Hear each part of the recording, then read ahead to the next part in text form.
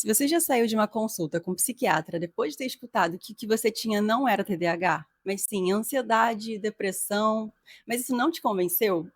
Ou você desconfia que você pode ter TDAH, mas tem medo de passar exatamente por essa situação que eu acabei de descrever? Eu sou a doutora Gabriela Lacava, neuropsicóloga, especialista em TDAH, e nesse vídeo eu quero te ajudar a entender por que isso pode acontecer numa consulta psiquiátrica e o que então você pode fazer para evitar ter que passar em várias consultas diferentes até entender de verdade o que você tem, no melhor dos casos, ou pior, que você desista e continue sem poder buscar o tratamento adequado. Primeiro, para começar, os sintomas do TDAH podem aparecer de forma muito semelhante a outros quadros ou outros transtornos, por exemplo, dificuldade de concentração. Pode aparecer no TDAH, mas também pode aparecer no transtorno depressivo. A mente acelerada, aquela inquietação interna, pode ser uma hiperatividade ou uma ansiedade generalizada. O problema é que diagnosticar isso em uma única consulta, comparando, é como você tentar entender um filme inteiro vendo só uma cena.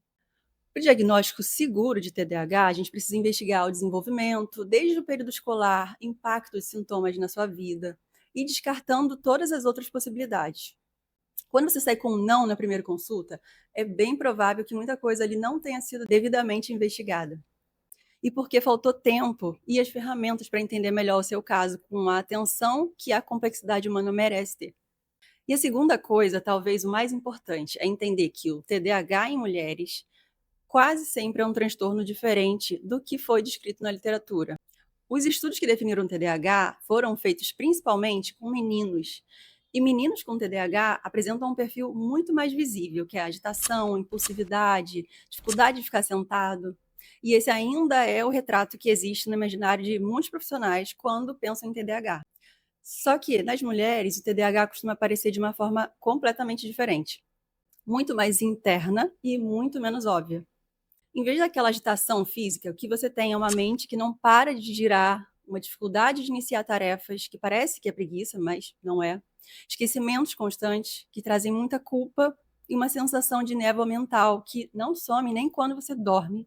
E quando a hiperatividade existe, ela raramente é barulhenta, ela é interna. É uma inquietação que consome sua energia por dentro sem que ninguém ao redor perceba.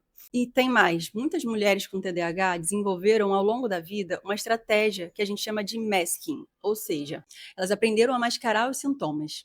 E é um esforço enorme, quase sempre inconsciente, de parecer organizada e funcional, quando por dentro tudo parece um caos. Esse masking é tão bem construído que faz com que os profissionais olhem para você e não enxerguem nada que sinalize TDAH.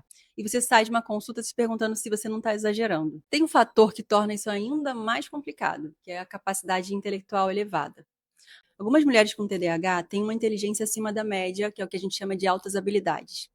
Essa capacidade ela acaba funcionando como uma compensação automática dos sintomas. O cérebro ele encontra atalhos para continuar funcionando, mesmo com todas as dificuldades que o TDAH traz. Então, de fora, parece que está tudo bem. E é exatamente por isso que o diagnóstico demora tanto para chegar. Um exemplo muito comum é o da procrastinação. Se você não conseguia prestar atenção na aula do começo ao fim, deixava tudo para estudar na véspera da prova, mas ainda assim tirava nota boa. Por quê? Isso pode ser explicado por uma habilidade elevada de absorver e processar rapidamente os conteúdos. E isso compensa a sua falta de concentração e a desorganização com o tempo.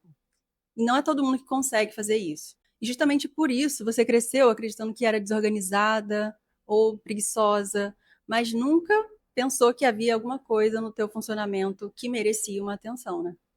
No fim das contas, sempre dava certo, né? Esse também é o problema, que a compensação ela tem um custo enorme.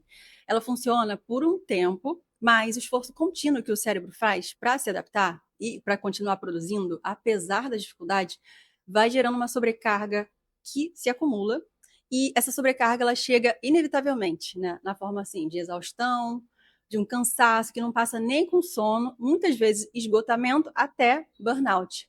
Burnout em mulheres ele é mais comum do que se imagina, justamente por isso. O sistema funcionou por tanto tempo, no limite, que ele simplesmente não aguentou mais. Agora eu quero que você pause aqui um segundo e pensa comigo. Quanto do que eu descrevi bate com a sua experiência? Não precisa ser tudo. Às vezes só um pedaço. Esse pedaço já merece ser investigado com cuidado. Se você chegou até aqui, eu acredito que você veio com uma dúvida real sobre você mesma e que esse vídeo pode ter levantado mais perguntas do que respondido. Mas tá tudo bem. Conhecer teu próprio funcionamento é um processo e não é uma resposta única. O que eu quero que você leve daqui é o seguinte: se você recebeu um não do médico, isso não te convenceu, não precisa parar por aí. A dica que eu vou te dar agora é você buscar uma avaliação neuropsicológica para ter uma investigação mais completa do seu caso. Eu trabalho com esse tipo de avaliação e eu te explico melhor sobre no próximo vídeo. E se você quiser continuar entendendo mais sobre como o TDAH aparece em mulheres, se inscreve aqui no meu canal e ativa o sininho. Um beijo, te vejo no próximo vídeo.